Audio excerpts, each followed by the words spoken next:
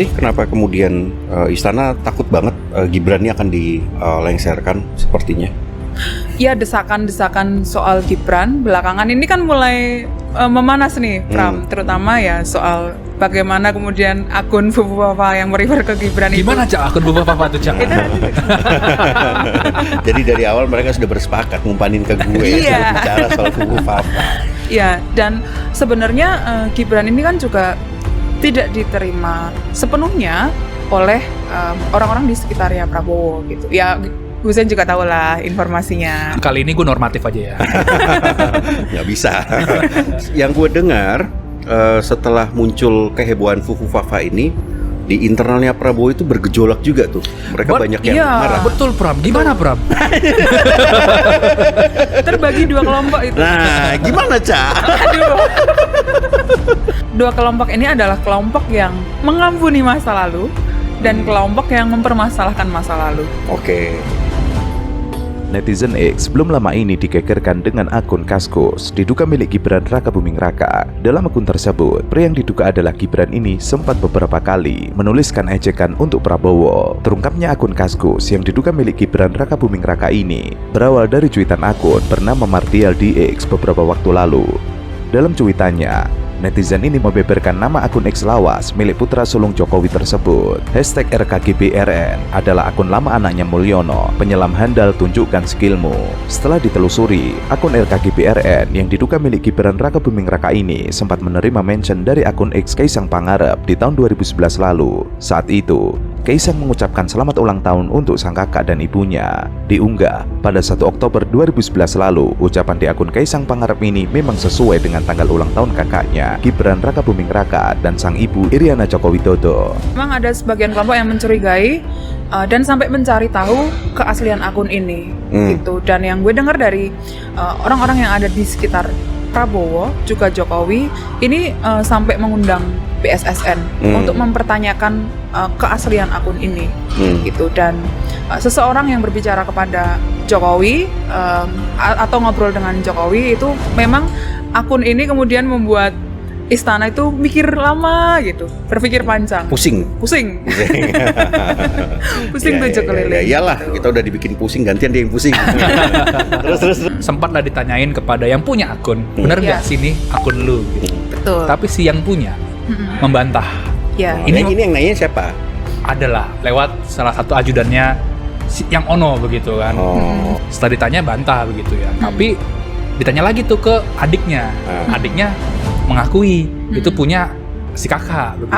Abangnya, tapi jarak waktunya agak lama. Nah, karena ada bantahan ini membuat semua runyam di sini nih kan. Iya, tidak secepatnya memitigasi. Iya, tidak cepat memitigasi karena bukan akun itu, makanya nggak manggil BSSN dan segala macam. Iya. Tidak hanya itu, berbekal nama akun X milik Gibran Rakabuming Raka ini, netizen kemudian menelusuri dan mengungkap akun Kaskus calon wakil presiden Indonesia tersebut. Diduga dirinya adalah pemilik akun Fufu Fafa. Pasalnya, dalam salah satu unggahan akun Fufu Fafa di Kaskus, pengguna ini mengaku jika dirinya adalah pemilik akun X dengan username RKGBRN yang sempat dimention oleh Kaisang Pangarep sebelumnya. Di unggahan tersebut, pengguna akun ini mengaku jika dirinya memiliki ID bernama Raka Genarli dan nama Raka. Sayangnya dirinya lupa dengan password akun tersebut dan tidak lagi mengaksesnya. Unggahan ini kemudian membuat banyak netizen yang menduga jika Gibran Rakabuming Raka adalah sosok pemilik akun Kaskus Fufu Fafa yang unggahan-unggahannya menjadi sorotan belum lama ini. Salah satu unggahan di akun yang diduga milik Gibran Rakabuming Raka ini nampak memberikan berbagai nyinyiran untuk Prabowo yang di tahun-tahun tersebut menjadi lawan politik sang ayah Jokowi. Ada apa dengan kondisi Bapak Prabowo? Tulis seorang pengguna yang kemudian dibalas oleh akun diduga Gibran Rakabuming Raka. Struk ringan. Hingga kini masih belum diketahui dengan pasti mengenai kebenaran akun Kaskus diduga milik Gibran Rakabuming Raka ini. Viral di X, hal ini masih menjadi perbincangan hangat di media sosial. Nah, di samping itu setelah mengakui, di pihaknya Hambalang ini Prabowo begitu kan. Ini sebetulnya yang marah sekali adalah keluarganya. Keluarganya Prabowo Subianto. Kenapa ya? Karena kan menyinggung banyak hal di situ yang bisa dicek sudah dibongkar kan sama netizen begitu. Nah, dan banyak yang nggak proper juga ya. Di situ ya, orientasi seksual segala dipersoalkan gitu loh. Iya, nggak substansial, nggak pantas gitu. Iya. Nah, setelah itu ya dampaknya sekarang nih hubungannya semakin berjarak gitu ya. Seperti Anyep ya, Sen, ya? seperti gelas ini dengan gelas itu. Yes. Jauh. Hubungannya apa? Ada retak juga derek. Oh. Ada celah. Ya oke, jadi sekarang hubungannya tidak terlalu baik ya. Soal matahari kembarnya Prabowo. Aduh. Perasaan gue nggak enak ini. Bagian ini penulisnya adalah Cica ya kan. Jadi silakan Cica menjelaskan. Selamat sore Pak Jokowi. Ya. Ya, jadi Pram, berdasarkan diskusi kita ya dengan banyak narasumber juga pengamat gitu. Di 100 hari pemerintahan Prabowo ini ternyata Jokowi itu belum bisa melepaskan pengaruhnya.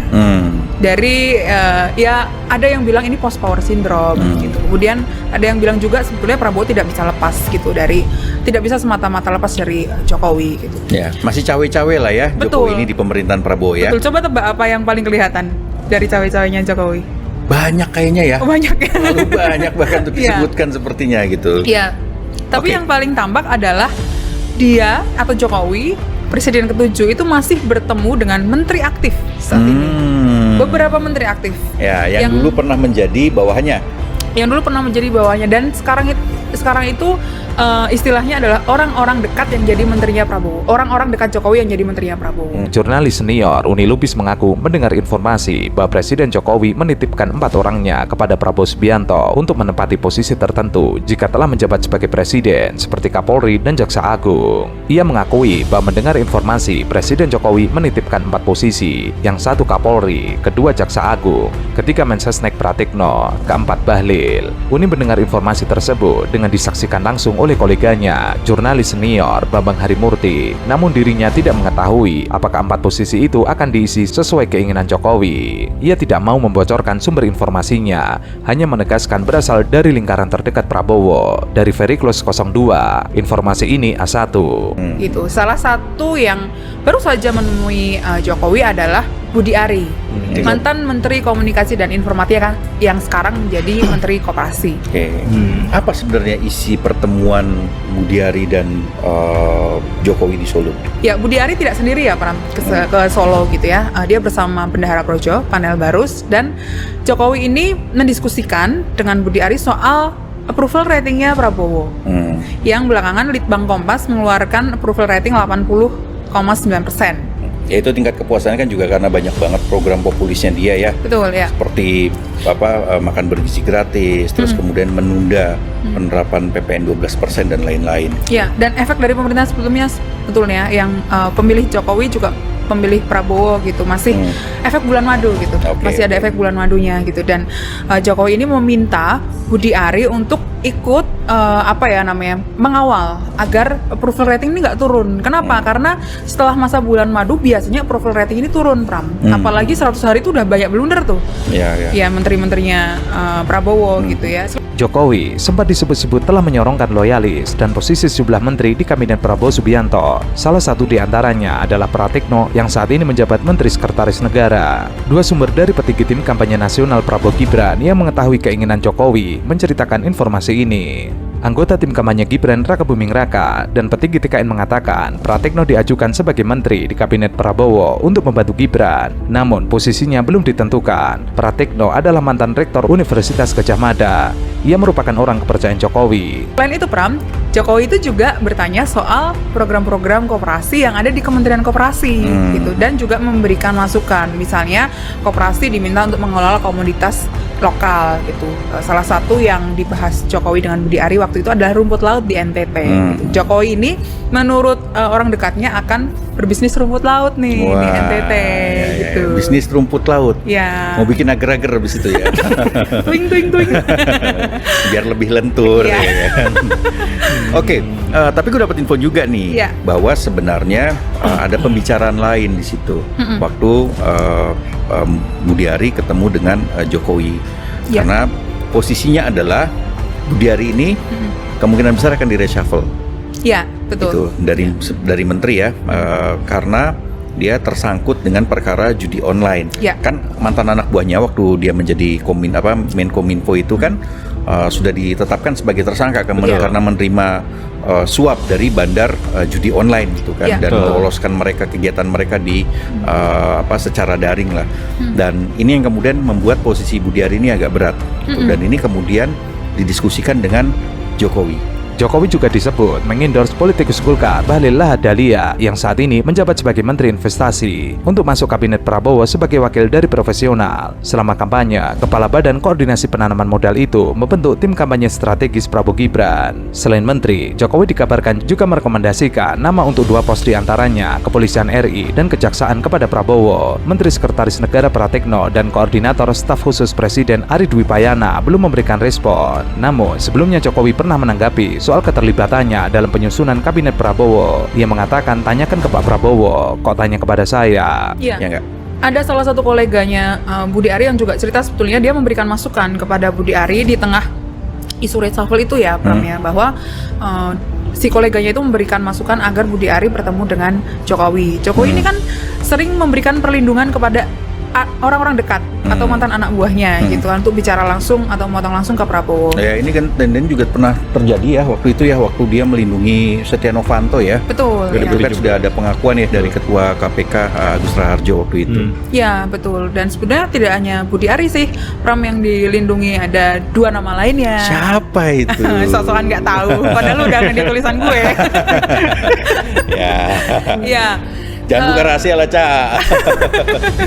Ya, jadi ada lebih dari 3 narasumber kita ya di sekitar Koalisi Indonesia Maju itu yang cerita bahwa Jokowi itu mengusulkan agar Prabowo tidak mengganti secara cepat gitu ya Kapolri Listio Sigit Prabowo. Emangnya mau diganti? Ya tentu saja ada rencana pergantian, karena bagaimanapun Listio ini kan bukan orangnya Prabowo sebetulnya, ya, betul. Dan setiap presiden itu kan selalu memilih Kapolri yang orangnya gitu kan, seperti Listio ini kan juga dulu orangnya Jokowi sejak dari Solo gitu kan. Nah, menurut informasi yang kita peroleh itu Jokowi memberikan masukan supaya paling tidak setahun jangan diganti dulu lah Kapolri ini. Pun Prabowo juga sebetulnya yang memilih Listio. Kenapa? Karena Listio ini kan banyak membantu juga waktu pemilihan presiden kemarin. Ya, gitu kan. Memenangkan Prabowo. Ya, kita tahu waktu itu dan sudah pernah kita tulis juga di Tempo gitu ya, bahwa Coklat ini atau polisi ini memang bergerak untuk memenangkan Prabowo Gibran. Iya, betul. Bukan hanya di Pilpres loh. Bukan hanya di Pilpres, tapi juga di Pilkada gitu kan. Dan inilah kemudian semacam balas jasa lah terhadap Listio Sigit yang telah membantu pemenangan Prabowo. Apa sih peran Pratikno? Pratikno ini adalah Menteri Sekretaris Negara. Dia dulu Rektor UGM dan membantu Jokowi sejak jadi wali kota dan ikut membantu pemenangannya. Ini berdasarkan liputan kami. Ya, dan dia diduga menjadi operator politik Jokowi. Menteri Sekretaris Negara ini menjadi jembatan kemana-mana, ke PDIP, ke Golkar dan lain-lain, ke partai-partai. Ini dia yang kemudian bergerak lah. Dan ini disinyalir menekan kampus asalnya. Sebenarnya bukan hanya kampus asalnya ya, yaitu UGM. Kami dapat cerita waktu itu setelah kami ghost to kampus di UGM, nggak lama kemudian kan Jokowi datang ya ke Jogja, dan di situ waktu kami datang kok ada spanduk-spanduk gitu menolak atau mengkritik pemerintah.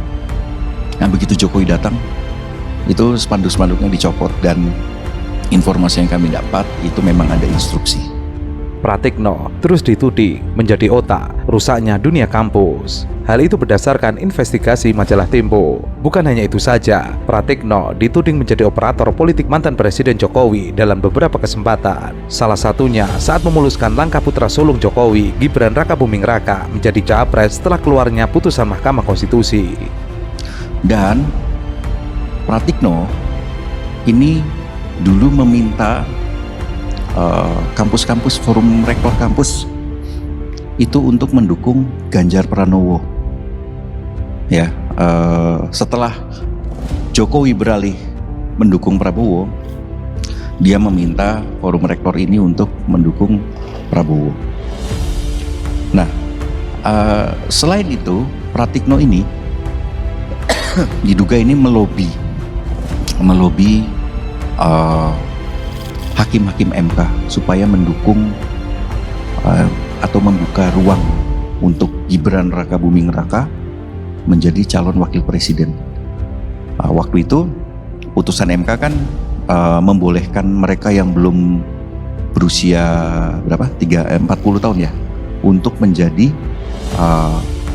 calon presiden atau calon wakil presiden sepanjang dia menjadi kepala daerah.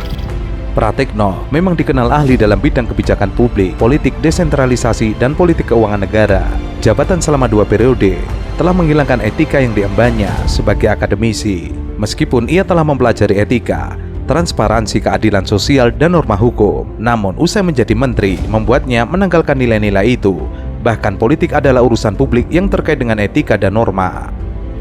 Nah, ini bentuk lain ancaman ke kampus. Ya, pertama, ramai-ramai memberi gelar kehormatan. Ini yang dilakukan oleh kampus juga ya, 2 sisi jadinya. Kita lihatlah, ada begitu banyak kampus yang lebih dari satu, buat saya sudah too much ya. Memberikan gelar kehormatan, entah itu profesor, entah itu doktor kehormatan kepada politikus. Itu yang benar politikus, bukan politisi. Kenapa? Karena kelakuannya kayak tikus gitu ya. Dan politikus ini akhirnya banyak sekali yang mendapatkan gelar doktor gitu, dan kita tahu kemudian penelusuran kami yang sudah berulang kali diulas di majalah Tempo bahwa mereka ini ada lobby-lobby memberikan uang dan lain-lain. Ya, kalau kita bicara ada orang-orang yang sangat tidak layak ya. Ada yang jurnalnya, artikel yang dia publish itu terindikasi tidak dia bikin sendiri, tapi kemudian bisa mendapat gelar profesor. Berdasarkan investigasi yang dilakukan, Pratikno diduga telah melanggengkan kekuasaan sang majikan. Bahkan, Pratikno pun terseret dalam pusaran kasus korupsi BTS 4G Bakti Kominfo yang ditangani Kejaksaan Agung. Selain memuluskan Gibran menjadi capres yang belum cukup umur di MK, manuver Pratikno juga menyasar partai-partai agar bersedia menerima putra sulung Jokowi itu menjadi pendamping Prabowo Subianto. Bukan hanya itu, Pratikno juga berperan penting untuk mengonsolidasi para rektor se-Indonesia. Lalu juga meloloskan pejabat bermasalah. Apa contohnya? Ya, kita melihat dari kasusnya di UI. Bahlil Lahadalia yang kemudian mendapatkan gelar doktor, tapi kemudian bermasalah ya, terbukti bermasalah. Kurang dari 2 tahun dia bisa mendapatkan gelar doktor. Itu orang luar biasa jenius, berarti dia bisa merampungkan gelar doktor kurang dari 2 tahun ya. Gua aja tesis saya sampai sekarang belum selesai gitu kan, tapi dia bisa secepat itu 2 tahun ya. Pemerintah juga kemudian menjadikan kampus ini sebagai pendukung untuk proyek-proyek strategis nasional atau proyek-proyek pemerintah lah, proyek BUMN dan lain-lain. Dulu di Pegunungan Kendeng di daerah Rembang dan Pati ada semen Indonesia gitu, dan pembangunan pabrik semen Indonesia, dan itu menimbulkan kerusakan yang luar biasa. Ini apa yang disampaikan oleh warga di sana ya ketika kami menginvestigasi persoalan ini. Usut punya usut, ternyata juga ada peran dari akademikus, dosen-dosen yang kemudian mendukung dalil-dalil dari semen Indonesia ini. Nah, terakhir adalah pemerintah memberikan gula-gula izin tambang. Ada rapat yang melibatkan petinggi Patraniaga dan orang kilang, sehingga dikondisikan kilang itu tidak menyerap semua crude yang ada di dalam negeri gitu. Nah, dikondisikan dengan kapasitas tertentu tidak bisa menyerap, padahal ketersediaan crude itu ada gitu. Nah, akhirnya dipilihlah jalur impor yang itu menggunakan lewat tangan yang tadi itu anak Riza Khalid, Kerry gitu. Nah, disitulah sebelum seolah-olah dibikin tender, padahal itu sudah dikondisikan itu akan diambil alih oleh Kerry. Makanya dari alur proses ketika barang itu datang, disitulah peran Pertamina Shipping ya. Nah, disitu juga dalam pengiriman itu ada markup tuh 13-15% yang keuntungannya itu dinikmati lagi oleh Kerry. Jadi nanti sampai harga dari kilang ke Patraniaga, nah itu juga karena yang tadi kita cerita ya, harusnya yang kita bayar 92 tapi yang datang 90. Nah, harga itu juga jadi kerugian negara. Iya. Dan harga yang harus dibayarkan Pertamina dari pengadaan ini juga lebih tinggi. Nah, disitulah terjadi persekongkolan ya, karena sudah diatur utak-atik oleh orang Pertamina berapa dirut ini dengan carry dan beberapa jejaringnya gitu. Muhammad Riza Khalid kembali disebut-sebut dalam kasus rasuah di sektor minyak. Riza menjadi sorotan setelah anaknya Muhammad Keri Andrianto Riza ditetapkan sebagai tersangka dalam dugaan kasus korupsi tata kelola minyak mentah dan produk kilang di PT Pertamina, subholding, dan kontraktor-kontrak kerjasama. Muncul dari kasus yang menimpa anaknya, rumah dan kantor Riza pun digeledah oleh Kejaksaan Agung.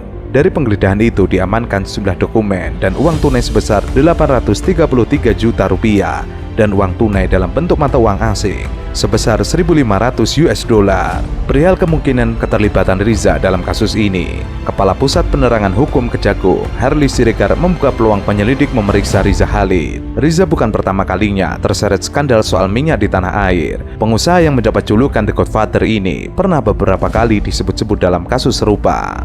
Paham betul bahwa seluruh presiden mulai dari Pak Harto sampai sekarang itu selalu dekat dengan bapaknya swasta yang ditangkap.